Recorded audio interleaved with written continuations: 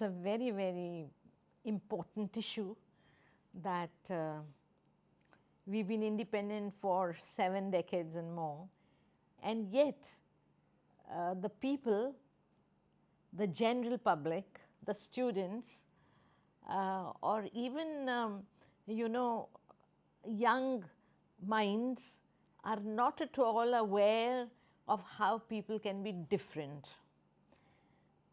Although I started this effort 40 years ago, and we opened our first center with the opening of the first center by Lady Diana, and the word went around leading to my Padma Shri and then followed by Padma Bhushan. But all that is not important for me, What is important is sensitivity of the general public towards those who are different. I call them differently abled. I give you the example of my own daughter Tamanna. She was born with severe cerebral palsy. She could hardly see and she did not utter a word till the age of 10. I could afford to take her to London first. She was born in 70 and I took her to London on my shoulders in 74, and she attended a place in Tooting, and she returned with ability to stand. And then a couple of years later, I took her to the US. There she attended a special school called Esperanzo. Esperanzo means hope, and that's how I changed her name to Tamanna, my hope, my desire, my wish. And that is the hope, the desire, the wish for this country and our countrymen and our children and our teachers and our principals. When I admit children in the regular schools now, because I fight for them, I get them a placement, but the parents come crying to me and they say that the other children tease them, and the parents object to their being in the inclusive setup where there are kids who are different. The heads of the schools also have hesitancy, but because the government, I must congratulate it, has made rules, and it's imperative for the regular schools to admit these children and bring them up in the inclusive setup, though their therapeutic treatment can be done in special centers if they cannot talk or if they cannot sort of move properly, and physiotherapy, speech therapy, occupational therapy, like many kids come to Tamanna after attending their regular school. It is so important to socialize. We can't get these children to be left by themselves. When I took over this cause 40 years ago, if there was a match coming for their daughter in a family, they would hide the child in the cupboard or under the bed, because they thought that this matchmaking will not be possible if the in-laws to be had found out that the daughter had a brother or a sister with some kind of a disability. Now there are various types of disabilities, and slowly we are understanding that disability is not the only thing. Those who are disabled, who are neglected, who are isolated, who are left to themselves also develop some kind of mental problems, They get emotionally disturbed, and to get the emotional disturbance right, we have started insisting on having counselors in all the schools, and it's very, very nice of our government that they insist that all schools must have special educators and they must also have counselors. While they are in the regular setting, like Tamanna studied in Tamanna, DPS, because I was the principal, so I could really admit about 60,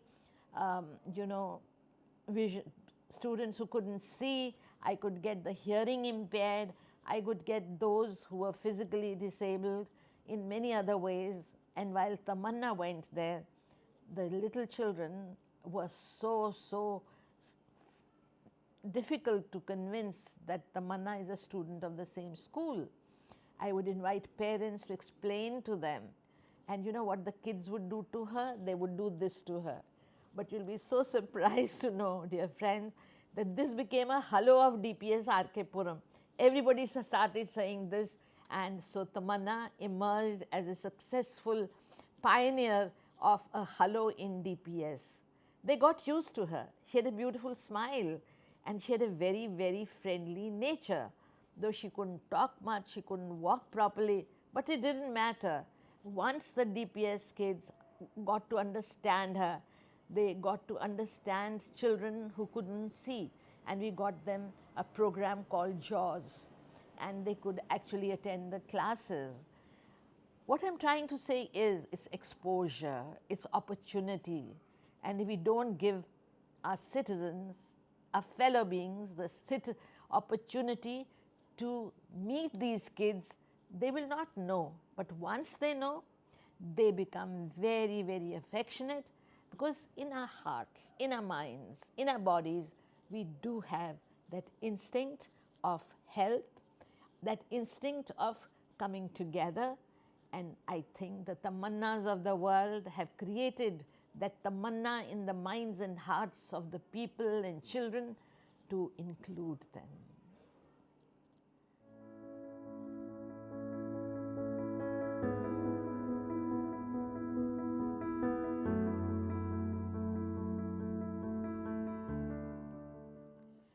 Actually, there's a great need for assessment. When a student or a child or a baby is discovered by the parents to be different, they have to immediately go to the child specialist, and then the child specialist will certainly refer them to a psychologist or somebody who can assess what the damage is.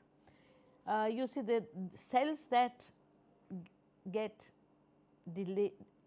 spoiled cannot be made to live again, but other cells can take over.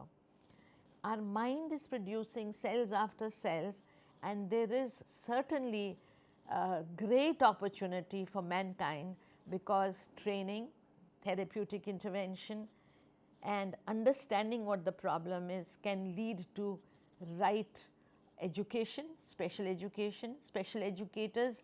If somebody can do maybe, some of them are geniuses. You have examples in the history of those who have been absolute geniuses.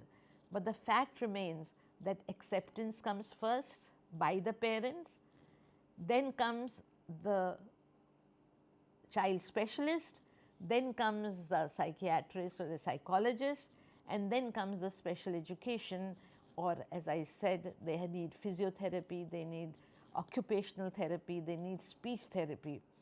But it's not such a big problem. We cannot say that they are good for nothing. Each one of them has a very, very special talent.